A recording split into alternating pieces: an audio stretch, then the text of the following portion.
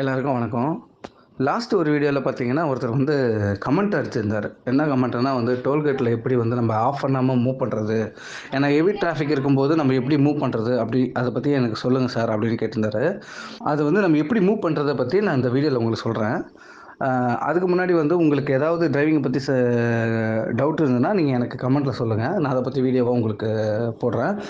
First நீங்கள் driving கற்றுக்கிட்டு ரோட்டுக்கு வண்டி எடுத்துகிட்டு வரீங்கன்னா ஃபஸ்ட்டு ஒரு பயத்தை வந்து நீங்கள் மனசில் வச்சுக்கூடாது. ஒரு பயமே இருக்கக்கூடாது. அந்த பயமே இல்லாமல் நீங்கள் ஃபஸ்ட்டு ரோட்டுக்கு வந்துடணும். பயத்தை மட்டும் மனசில் வச்சுக்காதீங்க. ஏன் சொல்கிறேன்னா, பயத்தாலேயே உங்களுக்கு வந்து என்ன பண்ணுறோம் ஏது பண்ணுறோன்றது அந்த தடுமாற்றம் வந்து கொடுத்துரும் உங்களுக்கு.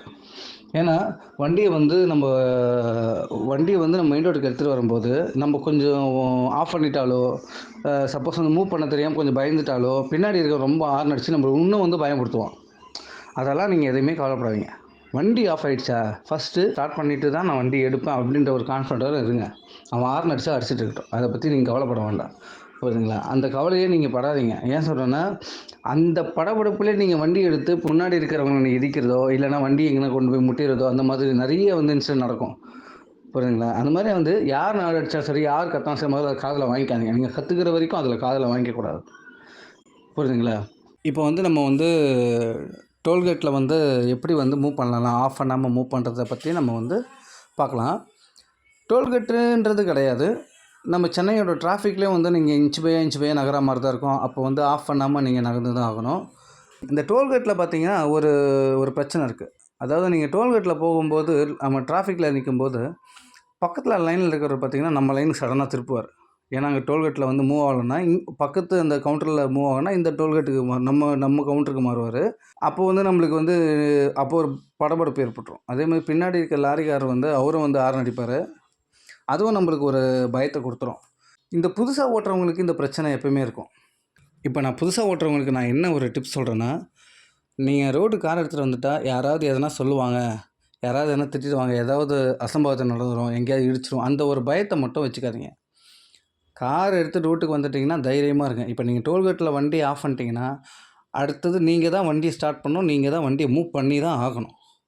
புரியுதுங்களா? வேறு யாரும் வந்து உங்களுக்கு ஹெல்ப் பண்ண போகிறது கிடையாது. அப்போ நம்ம அடுத்தது என்ன பண்ணணுன்றதை கார் மேலேயும் கார் எப்படி மூவ் பண்ணுறது மேலே தான் உங்களுக்கு கவனமாக வரணுமே கண்டி. பின்னாடி யார் என்ன சொல்ல போகிறாங்க, அவங்க என்ன திட்டுவாங்களா, அதோட கவனம் நம்மளுக்கு தேவையில்லை. அந்த கவனம் நம்மளுக்கு வேண்டாம். அதை பற்றி நம்மளுக்கு கவலையும் பட வேண்டிய அவசியம் கிடையாது. புரியுதுங்களா? நீங்கள் மூவ் பண்ணுங்கள். உங்களை யாரும் எதுவும் சொல்ல போகிறது கிடையாது, உங்களை யாரும் எதுவும் பண்ண போகிறது கிடையாது. ஓகேங்களா? தைரியத்தோடு இருங்க. டோல்கேட் டிராஃபிக்கில் வந்து நம்ம எப்படி மூவ் பண்ணுறதை பற்றி நம்ம பார்க்கலாம். இப்போ நீங்கள் கிளச்சில் காலை வச்சுருக்கீங்க. இப்போ வந்து நம்ம ஃபஸ்ட்டு கியர் போடுவோம், அப்புறமா ஆக்சிலேட்டர் கொஞ்சம் கொடுப்போம், அப்புறம் மூவ் ஆகும் இல்லைங்களா? இப்போ நம்ம அப்படி பண்ண வேண்டாம். இப்போ டோல்கேட் டிராஃபிக்கில் நம்ம வந்து மூவ் பண்ணுறது எப்படின்னு சொல்கிற பாருங்க.